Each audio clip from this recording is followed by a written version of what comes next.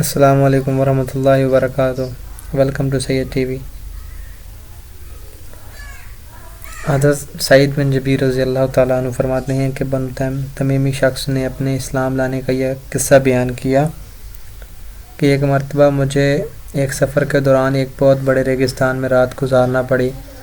اس خوفناک ریگستان میں میری اونٹنی میرے ساتھ تھی اور میں بالکل تنہا تھا۔ رات کا وقت تھا۔ میں نے اونٹنی کو ایک جگہ بٹھایا اور خود لیٹ گیا۔ سو جانے سے پہلے میں نے یہ پڑھا، اعوذ بعظیم ھذا الوادی، یعنی اس وادی کے بڑے جن کے ساتھ میں پناہ مانگتا ہوں۔ یہ پڑھ کر میں سو گیا۔ سونے کے بعد خواب میں نے دیکھا کہ ایک قوی ہیکل جوان جس کے ہاتھ میں خنجر ہے آیا، اور آتے ہی وہ خنجر اس نے میری اونٹنی کے حلق پر رکھ دیا۔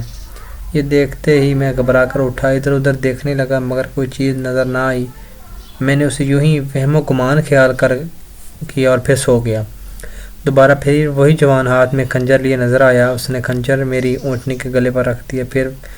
میں پھر چونک کر کھڑا ہوا اور دیکھا کہ میری اونٹنی بھی کانپ رہی ہے۔ میں پھر سو گیا اور تیسری مرتبہ پھر یہی قصہ دیکھا۔ اب تو میں ڈر کر اور گھبرا کر جاگ اٹھا۔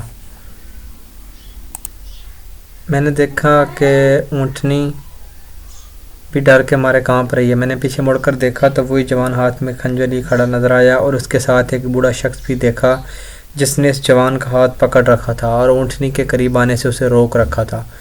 وہ دونوں آپس میں لڑ جھگڑ رہے تھے۔ تھوڑی دیر میں 3 بڑے بڑے بیل وہاں آئے، اور اس بوڑھے نے اس جوان سے کہا کہ ان بیلوں میں سے جو بیل چاہو لے لو میرے اس پڑوسی کی اونٹنی کے بدلے میں، مگر میرے اس پڑوسی آدمی کی اونٹنی کو ہاتھ نہ لگانا۔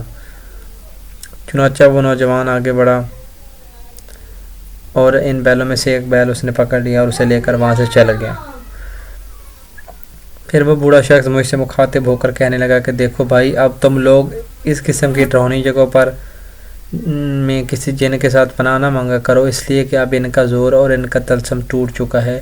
اب تم یوں کہا کرو، اعوذ باللہ ربی محمد من حول ھذا الوادی، یعنی میں محمد کے رب کے ساتھ پناہ مانگتا ہوں اس وادی کے حول سے۔ میں نے کہا کہ یہ محمد صلی اللہ تعالیٰ علیہ وسلم کون ہے؟ اس نے بتایا کہ یہ نبی عربی ہیں۔ میں نے پوچھا کہ کہاں رہتے ہیں؟ اس نے کہا کہ مدینہ منورہ میں۔ میں یہ سن کر انتہائی شوق میں اپنی اونٹنی پر سوار ہوا اور سیدھا مدینہ منورہ آ پہنچا اور حضور صلی اللہ تعالیٰ علیہ وسلم کی خدمت میں حاضر ہو گیا۔